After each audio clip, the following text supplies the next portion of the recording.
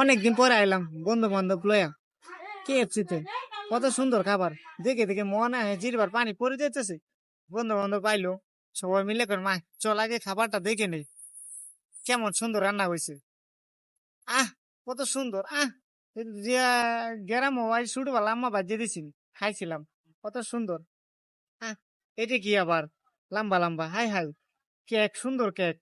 এগুলো তো বাচ্চাদের পায়েস, কি সুন্দর। এগুলো খাইলে মনটা ভরে যাব। আহ কত মেন খাইতে পার মাছকা, তারপর তুই শুরু হয় নাই।